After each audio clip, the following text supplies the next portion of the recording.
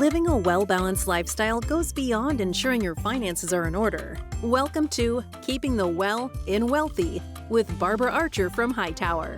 Barbara speaks with wellness industry leaders and related professionals to share more than financial planning advice. She addresses your questions about living a healthy lifestyle at any age. Learn how to gracefully maneuver life's challenges with support and resources to guide you along the way. Barbara and the team at Hightower help you make a plan, make an investment, and make a difference in your own wealth and well-being, and in your families, and within your community. Thank you for listening to Keeping the Well in Wealthy with Barbara Archer, sponsored by Hightower. Now, on to the show. Hello and welcome to Keeping the Well and Wealthy with your host, Barbara Archer from Hightower. Barbara, how are you? I am terrific, Eric. How are you today? I'm doing fantastic. I'm excited. You've got another guest on the show. I'm really looking forward to it. Well, I think this is someone that's going to be helpful for all of us. So, Eric, I have a question for you, maybe a few. Do you ever feel like you are on overload? I think I heard that when we first got on and chatted a little bit. Yes, preach. Yes, today too much, it's been, too much to do, too little time. Yep. Is the stress sapping your happiness? My energy for sure, yeah. Okay, well, there you go. Well, those of us juggling work, family, and charitable commitments, and getting to the grocery store and doing the laundry and scheduling health appointments will appreciate today's guest, Dr. Ashley Whillans. She literally wrote the book, Time Smart: How to Reclaim Your Time and Live a Happier Life, published by Harvard Business Publishing in 2020, and we know how chaotic that year was. I'm excited to introduce you to Dr. Ashley Whillans. She holds a Ph.D. in social psychology from the University of British Columbia. She is currently a tenure-track faculty member in the Negotiation, Organizations, and Markets Unit at the Harvard Business School. Her award-winning research has been published in top academic journals and popular media outlets including Harvard Business Review, the New York Times, and the Wall Street Journal. Welcome, Ashley. Thank you so much for having me today. Well, I have to admit that I saw you on a TED Talk, and not that I was stalking you, but I just had to find you and have you share your wisdom with us on money, time, and happiness. Great. Well, I'm looking forward to the conversation. Well, you and I have had a short conversation together recently, and you mentioned the 3 rules that we promised our audience here today on managing work-life balance, but I think you and I decided that work-life balance might have a better term. I think we decided that, what did we decide? I think control over time. Work-life management. Oh, right. Work-life management. Yes, I that's think perfect. That's what we're going to use. Yeah, we don't like the term work-life balance. Let's throw that out. Oh, thank you. It's gone. So the 3 rules you mentioned on your TED Talk included reframing rest, managing digital distraction, and negotiating for time. But before we get to that, I hear you just received the Early Career Award this year. Can you tell us what contributed to this honor? Yeah, so I'm a social psychologist, and like you mentioned, just received an Early Career Award recognizing achievements for a junior faculty member in my field. And as a social psychologist, I study the psychological experience of time affluence, feeling like we have enough time to do everything that we want to do and have to do in a day, and the psychological experience of time poverty, which is basically the opposite, and most of us. So we don't feel like we have enough time to do everything that we want to do or have to do, and how time affluence contributes to happiness. So that's really what I'm excited to talk more about today. Oh, I love that. I have an old friend that used to say to me, Barbara, when I'd say, I just don't have enough time, she said, what happens if in your head you said, I have just enough time to get this done? And I thought, oh, well, that might help. So I think we're going right down that path that you've started on. So you stated that you spend most of your life thinking about the intersection of time, money, happiness, and public policy. So how did you come to focus on that link between the money, time, and happiness? And basically, what was your personal aha moment? Yeah, so I started the pursuit of this topic completely in a nerdy academic way, focused on research, basic data, publishing academic papers.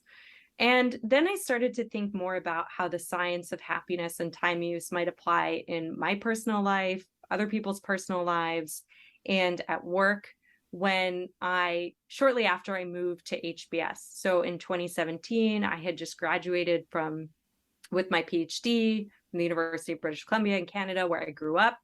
And I was with a partner for 10 years that I thought I was going to spend the rest of my life with. I decided I had two options. I could stay in my hometown, work at a government job, or I could move across the country, to a different country, move across the continent, and start a new life in a new city where I knew no one.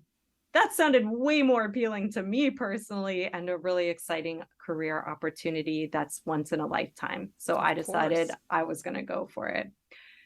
My partner, on the other hand, was not so enthusiastic. They moved for a period of 3 weeks, and then the most serious relationship of my life dissolved in a matter of months. And I was in a new city with no friends, no family, and this huge job. And it was the first time, I think, in my life that things didn't go exactly according to plan, if you will, right? And it made me stop and rethink a lot of my own behavior. Obviously, a relationship is a two-way street. But in my relationship, my partner said that they saw no path forward for them for a life here. And I realized in that moment that I hadn't created a space for us, just us. I hadn't carved personal time out enough to really make a meaningful experience for this other person. I was flying around the world, giving talks about the importance of quality time for relationships. And here I was throwing myself into work all the time, every day, all day, day in and day out. And so this experience made me realize the importance of time and made me really committed deeply to trying to understand how a chronic overachiever like myself and many people listening could take the research from the academic literature and start trying to apply it in their own life to become more time affluent. I knew there was no quick fix solution to putting time first, and that it would be really hard, and it is hard. But I hope and think that this experience will help myself and all of us think about time affluence like a habit, like going to the gym, right? We don't become physically fit overnight, and we also don't become time affluent and feel in control of our time overnight. But the academic literature, and what I hope that we'll talk about today, provides a lot of strategies we can take on a daily basis, try and retry, to start feeling a little more time affluent and a little bit less time poor. Well, I do want to jump in here for anyone listening that's feeling sad for you for having lost that 10-year commitment with a partner. I am going to jump in here and say you're happily married and have a child. So there we go. So you've apparently been using and practicing what you preach. Trying my best. Well, good. Work in progress. When I was younger, I felt very pressured from many areas of my life, and I personally tried to calculate that cost of my time and where did I want to spend it, with friends or family, or buying stuff or taking vacation. So I figured out pretty early on that if I worked a little less, I got a raise. But at the same time, we're going to discuss workism here shortly. And I think many of us, as you mentioned, type A, achievement oriented, we find a sense of purpose in that. So I would like to start with what you and I are going to call better work-life management.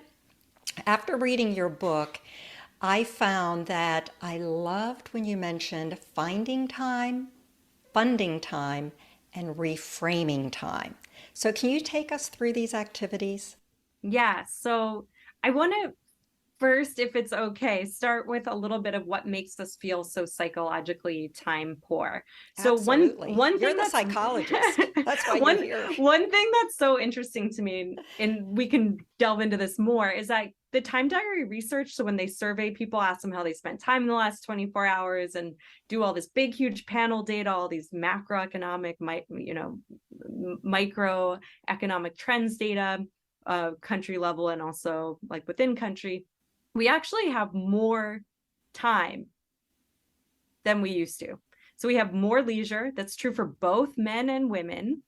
now than we did in, say, the 1950s or 60s by at least a couple of hours. And certainly coming out of the pandemic, many of us have more control over our schedules than we used to.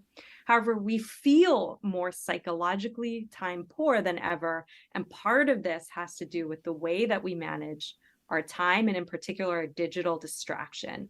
So one concept in the time management literature that I absolutely love and think about all the time is from Bridget Schultz. She wrote a great book on time that inspired my dissertation topic. And she talks about time confetti. So our constant connection to technology fragments our leisure into these small, unenjoyable pockets, fragments of time, confetti, that makes it hard to enjoy our leisure, makes us hard to stay focused in the present moment, and also reminds us of the opportunity cost of our time. So it reminds us of all the other things we could, or even worse, should be doing. And so I think when we talk about like a foundational thing that we need to get right to feel more in control of our time is rethink our relationship with our technology. And a lot of these other strategies sort of come from leaning into the things that bring us joy, that allow us to be present in the moment, and to minimize the things that are stressful and unproductive. And a lot of what is stressful and unproductive is our unhealthy connection to our technology. I love that. I mean, but I'm not going to look at confetti the same way in the future. Yeah, it's not as fun when I No. talk about it in the way I just talk about it. It's I something know, that's it's going to be spreading like, all of your enjoyable dinners with your family. But it's true. So since I have this like image in my mind of like, you used to have an hour when you weren't connected with your phone, and that was quality time. Maybe you had a conversation with a friend, a partner. You enjoyed the time on your treadmill. And now you're running on the treadmill while trying to type one-handed. Been there, done that, almost fell off treadmills. And I think the first step. Okay, here's a tip, use dictation instead. Sure, but then you're still running, Still and then you doing have to fix your dictation because you're on the treadmill trying to work out while also sending a voice memo. So I think a lot of like the foundation of becoming more time affluent is trying to get present in the moment and to really enjoy whatever it is you're doing when you're doing it. But more related to these strategies. So now that we've kind of got the foundation, we need to try to be present in the moment of what we're doing and minimize our digital distraction. I'll talk about sort of each of these strategies in turns. You mentioned finding time, funding time, and reframing time. Thank you. So the first strategy is finding time.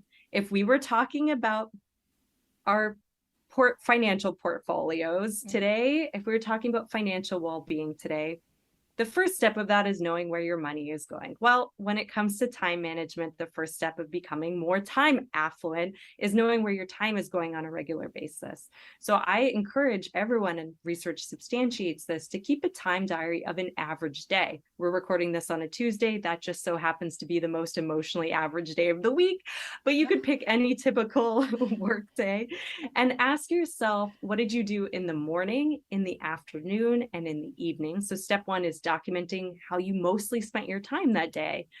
Step two is asking yourself how you felt during each of these moments. Was an activity meaningful? So maybe you were working on a really difficult project at work and it might not have felt pleasant in the moment, but you were working towards something really important. So was it meaningful?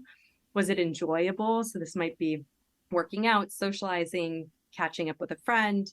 Was it unproductive? Maybe this is something that is a task that you feel like you really shouldn't be doing, or it didn't move a mission critical outcome. It felt wasteful, or was it stressful? So sometimes stress, as I already mentioned, is good, right? We might have to stress ourselves out while we're working out, say hit a new fitness goal, but sometimes stress is both unproductive and like an activity is unproductive and unenjoyable. That's doom scrolling on social media.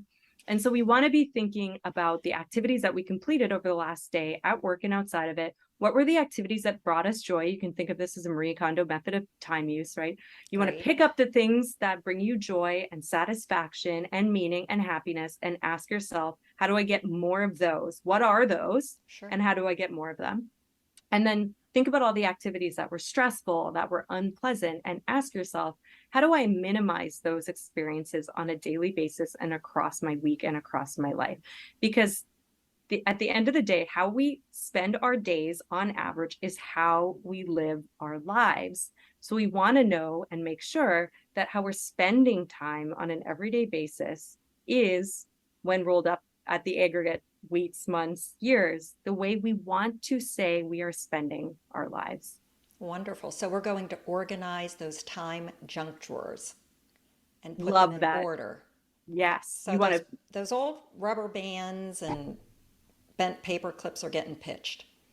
I yeah, like that. get rid of all the stuff you don't like, doesn't bring you joy, isn't productive, isn't personally meaningful.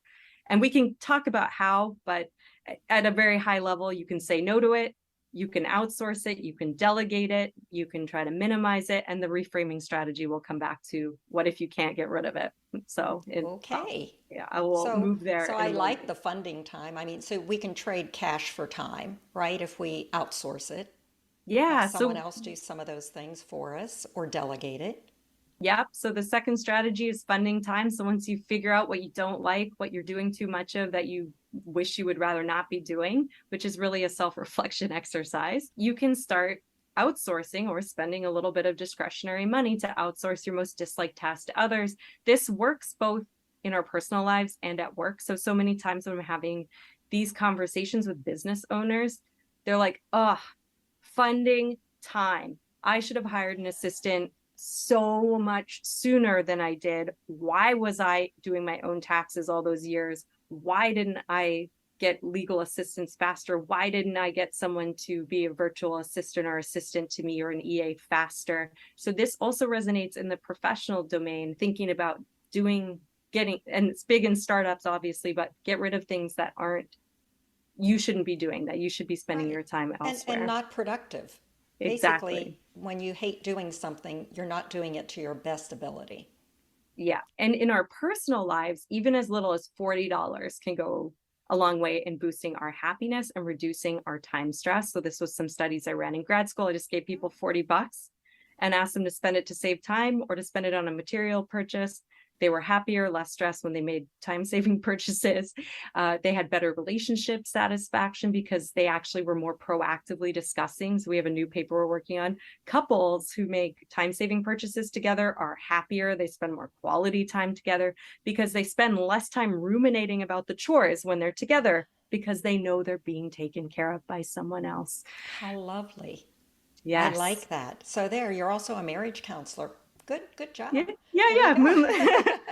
Well, I think a lot about this now that I'm happily married. I want to stay happily married. Good plan. Yes. But I think one other thing I will say with regard to funding time is think about what part of the activity you don't like, right? Mm-hmm. So even if you have a yard, maybe you don't like cutting your lawn, but you like doing the gardening. There's a difference, and this matters because there's actually, if you outsource everything, that's bad for happiness because then you feel like your life's out of control and you don't get to enjoy these small household moments or whatever. We have this in our data. So you want to be thinking about being strategic. Maybe you like cooking but hate grocery shopping. So really ask yourself, what part of the household task do I not like doing? And then think about throwing money against that one specific part. Oh, that's great. Getting really deep into what do I hate doing? I like that. Being specific. Thank you. Exactly. And then finally, the last strategy here is reframing. So every time I give these talks, talk about these ideas, people are like, but I don't want to pay for a house cleaner because I want my kid to know the value of hard work, or I can't afford it, or I don't want to do that. It's against my belief system. That's totally fine. Or I'm at work, I'm giving a talk to an organization and they say, well, I can't outsource the things I don't like. Like I'm a junior person. I do all the things no one likes or whatever it is. That's tough. Yes. I know, but we've all been in that situation before. There are Sure. tasks at work and at home that you don't like, and guess what? You have to do it anyways. So what about those moments? What about those activities? So we have data that speaks to the fact that in our personal lives, you can reframe some of your most unpleasant activities. So this works better in a professional domain. So I'll go with that example first. So at work, an unpleasant task for me is like cleaning and coding data. I need to do that to get to generate insights that I put in a book, and I like communicate. I like doing that part, but I often have to like clean code, check it 100 times before I submit it for publication. Not that enjoyable. But my PhD student has research showing that just thinking about how your most unpleasant tasks at work helps your colleagues get their work done, contributes to the mission of the organization, and as an employer, helping your employees see the value that even tedious digital communication tasks, emails can be in moving the project along, and recognizing that link between the task that's unpleasant and the important outcome can go a long way in helping people stay motivated through their unpleasant, uncomfortable tasks. In our personal lives, to get to the point where we're present in the moment, not thinking about all the other things we could or should be doing during our leisure time, we should, my colleague has research on this, think about our weekends like a vacation. It's not that we spend our time differently, but we're more present in the moment, and we savor the time that we have to a greater extent when we're in this vacation mindset. We feel like we can just truly enjoy our free time. And then when it comes to having to do stuff around the house, I got this pro tip from my husband, is we can also, if we have to do chores or do something unpleasant around the house, we can either reward ourselves, which maybe we'll talk about in a little bit, but we can also do something else that's enjoyable at the same time. So this is known as temptation bundling in the academic literature, and it was tested by having people only be able to listen to their sort of gossipy or audiobook when they were at the gym. So they paired something they don't like doing, a lot of steps on the treadmill, with something they really like, which is that really bad romance novel that they know they shouldn't be reading. And so we can also do that in our personal lives. Maybe we only are allowed to listen to like our celebrity gossip podcast while driving, and that will make the experience of commuting more enjoyable. Yeah, it would make it different. I had an uncle that was a Marianist brother, and he told me once how he had to peel, think about a whole monastery full of religious people, how many potatoes he had to peel. And I said, oh, that sounds awful. And he said, well, it was meditative. And I'm like, peeling a potato? He said, if you look at each potato, each one is so different. You can feel the textures different before and after you peel it. And you know the end result, just as you said, was to feed your community. And I thought, wow, that's a whole different reframing technique. Yeah, and this has connections with the mindfulness literature. So there is discussion and research about, if you can really learn how to love the simple moments, right, that you will truly find fulfillment, meaning, and happiness. Wow. Well, we're talking about that. And you mentioned about a weekend as a vacation. So share with us the difference about practicing the right kind of leisure, active versus passive, its effects on happiness. Can you talk a little bit about that? Yeah, so again, going back to the financial wealth analog to time affluence, right? So financial affluence and it speaking to time affluence, I think we want to be thinking about building like a diverse leisure portfolio. And so a varied life and filling our time with different activities across days is good for meaning and satisfaction. We don't want to fill our activities too much within a day. So anytime we try to do too many things, even if they're meant to be enjoyable, this is like my A-type friends in college who would try to maximize the happiness benefit of a Saturday by getting up at 6 and running around town, going for a run, cooking, volunteering at 3 different organizations in one day. That is contributing to time poverty and is unenjoyable. So when we're thinking about how to kind of begin to structure a happy and meaningful life, we want to be thinking about having varied activities across days and not too many different things within a day. So a diversified portfolio of leisure activities over time. Yes. Okay. And then the second step is, well, what should those time assets be? Like, what should those activities be? I'm running with this. I'm sorry. But I have also been really interested in financial management. So I think I see a lot of similarities between how people talk about money management and my research on time. So what should you fill that leisure time with? Research suggests, and some of the research that I've conducted, is that you want to be thinking about spending more time engaged in active leisure activities. What does that mean? These are activities that involve a little bit of deliberation and planning, and that are more proactive. So these are things like volunteering, socializing, exercising. A survey response item that we ask about, quote, intimate relations. And these are things that involve connecting with others and moving our bodies. So setting up a pickleball game would be a fun, active yes. And leisure also activity. religious activities, going to church, volunteering, and even spending within a day 10 to 30 minutes on these kinds of active leisure activities can produce noticeable benefits for life satisfaction and positive mood. Even 10 minutes? 10 minutes, you said? Yes. In my data, the difference in happiness is about half a ladder point.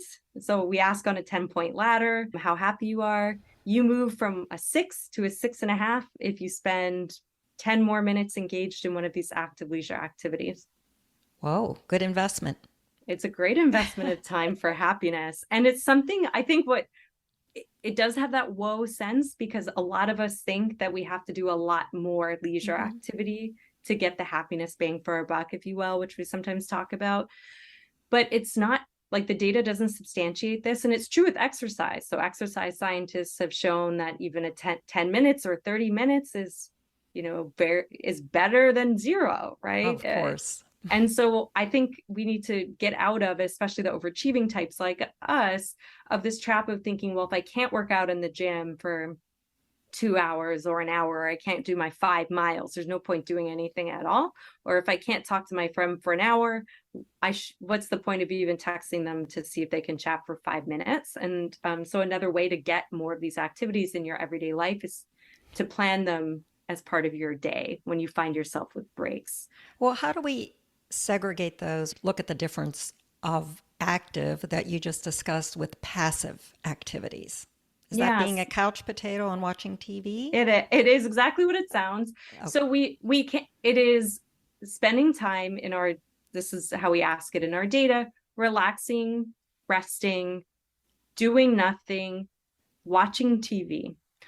So we shouldn't not do those things. I'm not advocating, and I don't want it to be construed that I'm saying we shouldn't do those things. We absolutely need them. We need to rest, recuperate, do nothing, go for, kind of stare at a wall after a long meeting. At least I do that. There are times and places, but in general, those activities of scrolling on social media, of being on our computers, of watching stressful television, are the activities, when you do that finding time exercise, associated with low levels of productivity and high levels of stress. So those would be the exact kind of activities we'd probably say we want to do less of and we want to minimize. So it's about making sure that we're spending time on an everyday basis, investing in social relationships, our physical health, our community, because those things, those active leisure activities it's quite well substantiated in the literature, well supported, that those are the activities that really make a meaningful difference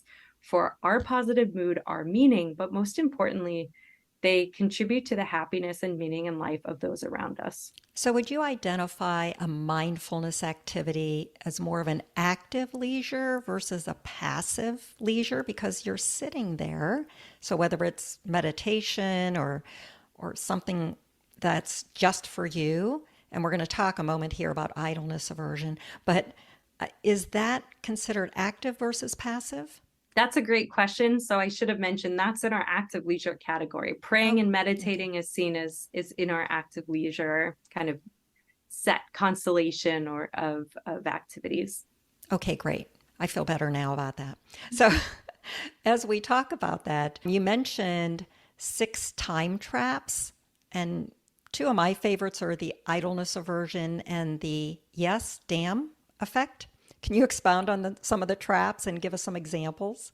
Yeah, so kind of linking back to an earlier partner conversation, 80% of us feel time poor, like we don't have enough time to do everything we want to do or have to do. That's 80% of working adults living in the US, and it also translates all over the world in my data. And so one question I ask Wait, in my I will ask you, is this to make us all feel normal? Thank you, by the way. Yes, Okay, yes, good. yes. And I Just should have checking. started off this conversation by saying, if you identify with being time poor, that's because most of us do, including myself. And so one question I ask is, well, like, why do we get ourselves into that feeling? Like, not only how do you get out of it, which is what a lot of our conversation has been, but why do we get there in the first place? And so this is like what I call time traps. What are the psychological pathways that we go down that result in us feeling like we don't have enough time, actually not having enough time? So what happens? What traps do we get into? And so one of them, that we'll talk about the two that you mentioned, one of them is idleness aversion. So part of the reason why time is so difficult in modern society to prioritize is because we're taught that leisure is laziness. This is a Protestant work ethic. We believe that being productive is the path to being a moral and good person. And if we have in the US, this is not generalized to all countries, we must be a bad person doing something wrong that's going to be unsuccessful in life. Even though the data suggests the best leaders take all their vacation, have, flexibility at work is good for creativity. Yet, like, there's a lot of empirical research suggesting the opposite is true. Yet we believe that if we have a spare moment, something bad is going to happen and we're a bad person. In Italy, it's my colleague has research on this. It's the opposite. So they show that people who have a lot of leisure and take nice vacations are seen as a high status person that's doing something right in life, which I love those findings. I wish our society could move more to celebrating leisure, and I hope conversations like this will help all of us. I hope so. But it is a cultural change, because you mentioned the difference in our society versus Italy. And I'm with you.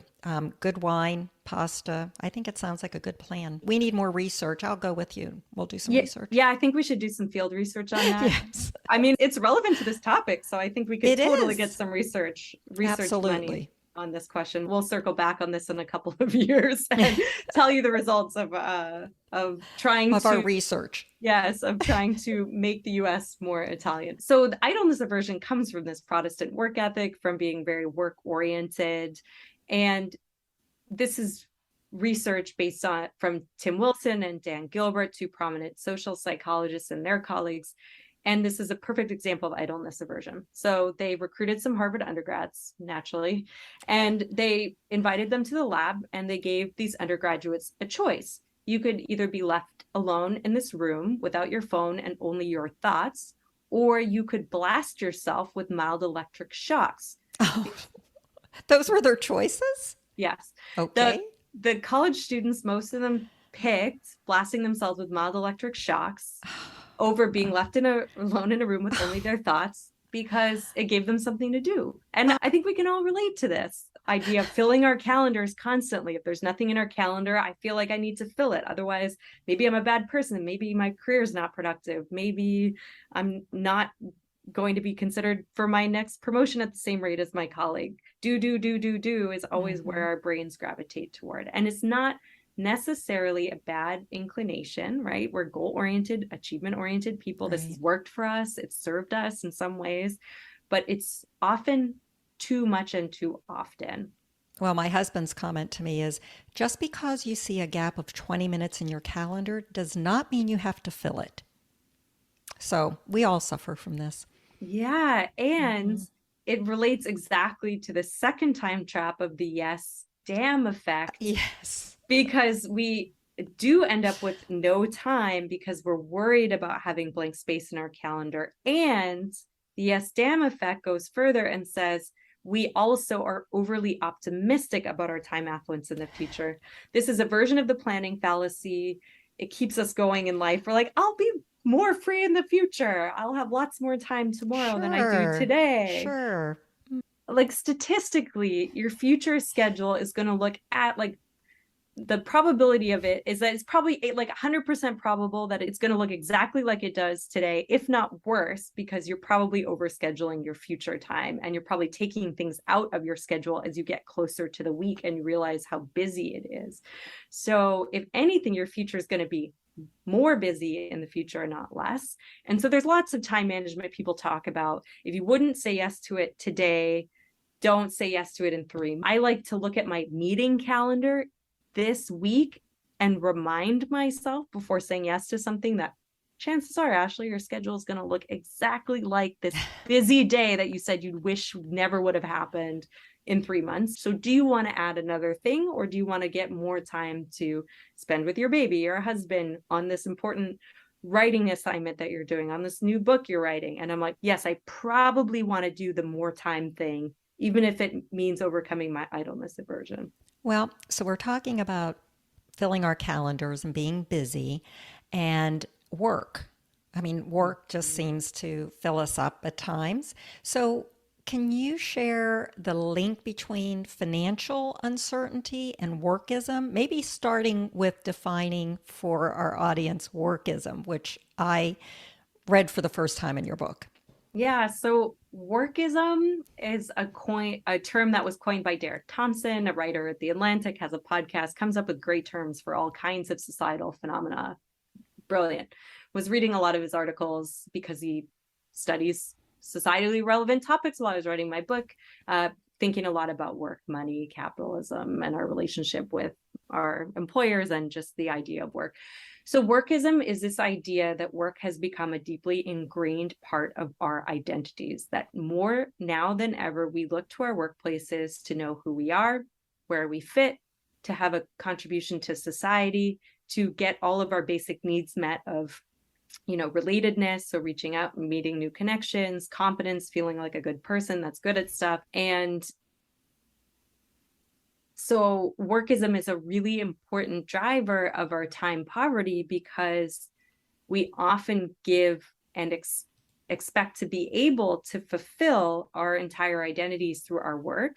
And this is a challenge for organizations, right? So this is why you see a lot of organizations doing things like having employee resource groups and volunteer initiatives and incentives that are experiential, because people are really now look for meaning and purpose in their lives through their jobs. And this can be a challenge for things outside of our jobs, because we will give a lot of our time, attention, energy, and resources to things that also make money. And it can be difficult then for us to give time, attention, energy to things outside of the capitalist system. And one of my colleagues talks about this, Arthur Brooks, about how we've lost the ability to make non-deal friends. So he calls them deal friends and real friends. And I think this is really interesting and sort of related to this idea of workism, is that even our friendships and our communities are now through our work or for a business related purpose, as opposed to someone down the street who you just happen to like and you like to go for walks with. So I think it contributes to time poverty because we then feel guilty about stepping away from work to do things that are non-work related. Well, we've got to find ways to eliminate that guilt, don't we? We absolutely do. You provided a list of strategies, and I'm going to start with one of your simple questions to ask ourselves. Why am I doing this? How is this important to begin taking control of our time? Yeah, so let's use the social media example, which is actually where we came up with this strategy in the book. We often find ourselves on our phones. And I still do this exercise when I have my phone out, when I am also sitting beside my partner, or I'm in between meetings. If I catch myself scrolling and staring into the abyss of my phone, I check in with myself and I ask myself, why am I engaging in this behavior? And often, like in one very concrete example, which I talk about in the book, my book editor and I both did this to see what would happen. Like we were both kind of just like trying this exercise out. And often I would find myself scrolling on my phone at work between meetings because I was anxious about the upcoming meeting. Oh, okay. And there's research that supports this idea that we will use our phones as a distraction device, especially when we're feeling negative, anxious emotions. So now I know that about myself. So I stop and I try to do something else that's actually going to solve the anxiety as opposed to making me feel more anxious. Being on your phone usually is a source of anxiety. So you weren't looking at puppy videos or something to make yourself feel better or laughing? So yeah, I mean, you could use it in that way, but I definitely wasn't. I was definitely on Twitter, definitely doom scrolling. I was definitely not using my phone to be a source of a relief for my feelings. So now I will, prepare my presentation or go for a walk, kind of stroll around the hallways if it's something that's anxiety provoking. And then at home, phone use is contagious. So often we will, if someone's at a dinner table with a phone out, other people will start looking at their phones if one person doesn't. And so they shouldn't be at the dinner table, Ashley. No phones at the dinner table. Exactly. So that it should be a rule, because a lot of these activities that we engage in that are mindless are because people around us are doing them. Well, that doesn't surprise me. And you'd mentioned about calendaring, and you have brought up the calendar mindset, whether an individual is a clock time person or an event time person. So which are you, and how do we identify ourselves, and what do we do about it? Yeah, so I think there's a great set of research findings in the academic literature on how we tend to think about time. And I think a lot of what we've been talking about today is about surfacing self-awareness. So what do you care about? Are you living in line with the things you care about? Are you making enough time for things you say you care about? How do you get rid of things you don't like doing? And then the calendar mindset is, how should you, in which ways do you prefer to schedule your day? So it kind of gets to the structure of time, how we should structure our time for our unique ways of being in the world. So this research has identified two kinds of people. This is on average. It's not 100% perfect, like all academic research, right? We can think about on average, not in every situation. But in general, people tend to be more clock time or more event time. So a clock time person likes to do things by the hour. They like to set up their day, as the name would suggest, in this very organized, you can imagine people are like more conscientious, tend to be more clock time people, right? I like you said conscientious and not rigid. Thank you for that.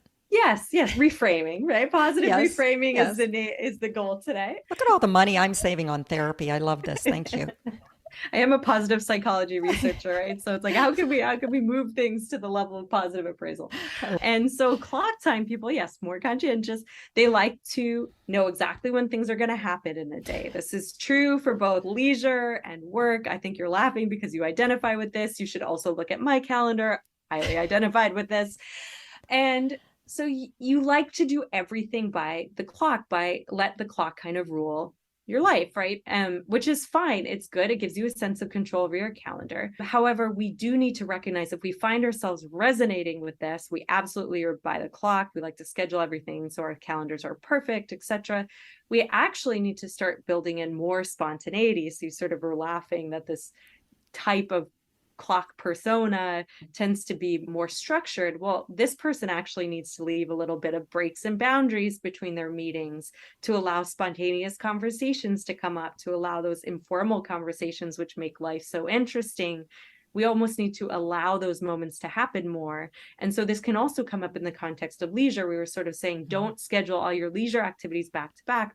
My colleague has research showing that if you do, it feels more like work, even for people who have a clock time orientation. So we want to be roughly scheduling our leisure, not being so rigid about when that we need to get to all of our extracurricular activities, exactly when they're going to happen. We need to allow for some fluidity when we're having brunch with our girlfriends, for example.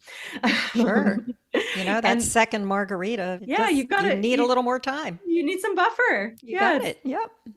And then for event time, so event time is what the name sounds, and it's a little bit, work does constrain our ability to express this preference, but for event time people, their day might sound a little bit more like, first I'm going to work out, then I'm going to work on my project proposal, and then I'm going to go to the office and have a couple of conversations. And then I'm going to drive home and pick up my kid. And so it sounds more fluid because they're typically scheduling things not by the clock, but by the activity. So this is constrained again by team dynamics a bit. But Is it can there be, lower stress with that? Does that person have lower stress I don't if know it's what the event? academic data suggests on that. I think it might depend a little bit on the environment. Like, Okay. is the environment conducive to that personality? Because you could end up working against the grain a bit or working against your preference a bit if you're in a really time-bound organization. So I Okay. think the evidence there is a little bit mixed on stress. But what I think we can all learn from this kind of personality is we usually need more time to do our like more creative strategic planning activities than we might otherwise give ourselves. And so you often hear financial gurus. I've heard about the conversation between Warren Buffett and Bill Gates about how Warren never had anything in his calendar. He would just have these open blocks of time. And I think when it Wow. comes to event time, I think we can all learn from putting the key priorities in your day and then structuring your day according to the things you want to get done. So an event time person will literally not really want to move on to the next task until they're done with the first one, until they feel ready to move on. And I really think a lot about that because I think in some ways, especially for creative or more strategic planning, we want to be a little bit more like that event time person. Sure, they're focused on what's important Yes. at that moment. That event is important. Yeah, but if we're in execution land, we might want to be more clock time. We have deadlines coming up. We have a lot of deliverables. So I think it's interesting to think about these personas as tools that we can try on and use, strategies that we can use depending on the context. Well, thank you. Well, Ashley, we're coming towards the end of our time here, and I've learned so much from you today. The importance of finding, funding, and framing our time, asking ourselves why we're doing an activity, and if we do prioritize time over money, and the link between financial insecurity and workism, and identifying and practicing the right kind of leisure. There were just so many issues that we've addressed. So in closing though, Ashley, I want you to share with us how you keep your well in wealthy. Yeah, so I try to start the day by investing in myself first. So the biggest habit that I've disrupted to contribute to my well-being is not checking email as the first thing I do in a day. I strategically spend an hour before logging into my work email, meditating, walking, spending time with my daughter, making breakfast, but not checking my phone or email. Sounds like a healthy way to start the day. So thank you, Ashley, for sharing your time and your thoughts, which I hope you found fulfilling in meeting your why by helping us find ways to enjoy more time, to provide more happiness that's under our control. Eric, I'm going to ask you, as a professional, a busy father who does much for the community, what questions might you have for Ashley while we have her here with us? Oh, so many questions. Really, I'll limit it to two things. One comment. First of all, when we do the research study in Italy, I carry bags wonderfully. I can, like a pack mule, I will carry your equipment, your books, whatever. Just let me go with the two of you. It'd be fantastic. All right. But on a serious note, does the research show, out of curiosity, that women struggle with trying to fill that idle time more than men? And the reason I ask is because I think my wife has read the Harvard study, because if I sit down and try to relax, she delivers mild electrical shocks to me to make me move. And I'm like, you just need to relax for a little bit. So I'm curious, does it say that women struggle with this more than men? So I think related back to the conversation we were having about guilt, women on average tend to be more guilt prone than men. So to the extent that work is something that makes us feel good and leisure is something that makes us feel bad, like we're doing something wrong, women, to the extent that they're more guilt prone, are more likely to experience the guilt of leisure. And unfortunately, women need the free time the most because on average, they spend more time on chores and childcare, and they negotiate for time less in the workplace or less often than men. 100%. On average. Yeah. I mean, my wife is hands down a harder worker than I am, and I love her for that. But there is that balance that we try to strike with. It's time to take time for ourselves to relax, and just for her to sit down and watch a show is almost impossible. There's always something being done while watching it. It's interesting. Thank you so much for your time. I appreciate it so much. Barbara, of course, we wouldn't be here without you. Again, picked an amazing guest. Thank you, Eric, and thank you, Ashley, so much for joining us. It was great fun. Thank you so much for having me. Absolutely. And our last thank you goes to the listening audience. Thank you so much for tuning in and listening to Keeping the Well and Wealthy with Barbara Archer. If you have not subscribed to the podcast yet, please click the subscribe now button below. This way, when Barbara comes out with a new podcast, it'll show up directly on your listening device. And we humbly ask that you share this podcast, rate it, and leave a review, as this actually does help others find the show. Again, thank you so much for listening today. For everyone at Hightower, this is Eric Johnson reminding you to go out in the world and make a difference. And we'll see you next time. Thank you for listening to Keeping the Well in Wealthy with Barbara Archer, sponsored by Hightower. Click the follow button to be notified when new episodes become available. The information covered and posted represents the views and opinions of the guest and does not necessarily represent the views or opinions of Hightower Wealth Advisors. The content has been made available for informational and educational purposes only. The content is not intended to be a substitute for professional investing advice. Always seek the advice of your financial advisor or other qualified financial service provider with any questions you may have regarding your investment planning. Hightower Wealth Advisors is a group comprised of investment professionals registered with Hightower Advisors, LLC, an SEC-registered investment advisor. Some investment professionals may also be registered with Hightower Securities, LLC, member FINRA and SIPC. Advisory services are offered through Hightower Advisors, LLC. Securities are offered through Hightower Securities, LLC. This is not an offer to buy or sell securities. No investment process is free of risk, and there is no guarantee that the investment process or the investment opportunities referenced herein will be profitable. Past performance is neither indicative nor a guarantee of future results. The investment opportunities referenced herein may not be suitable for all investors. All data or other information referenced herein is from sources believed to be reliable. Any opinions, news, research, analysis, prices, or other data or information contained in this presentation is provided as general market commentary and does not constitute investment advice. Hightower Wealth Advisors and Hightower Advisors LLC or any of its affiliates make no representations or warranties expressed or implied as to the accuracy or completeness of the information or for statements or errors or omissions or results obtained from the use of this information. Hightower Wealth Advisors and Hightower Advisors LLC assume no liability for any action made or taken in reliance on or relating in any way to this information. The information is provided as of the date referenced in the document. Such data and other information are subject to change without notice. This document was created for informational purposes only. The opinions expressed herein are solely those of the authors and do not represent those of Hightower Advisors LLC or any of its affiliates. Hightower Advisors LLC or any of its affiliates do not provide tax or legal advice. This material is not intended or written to provide and should not be relied upon or used as a substitute for tax or legal advice. Information contained herein does not consider an individual's or entity's specific circumstances or applicable governing law, which may vary from jurisdiction to jurisdiction and be subject to change. Clients are urged to consult their tax or legal advisor for related questions.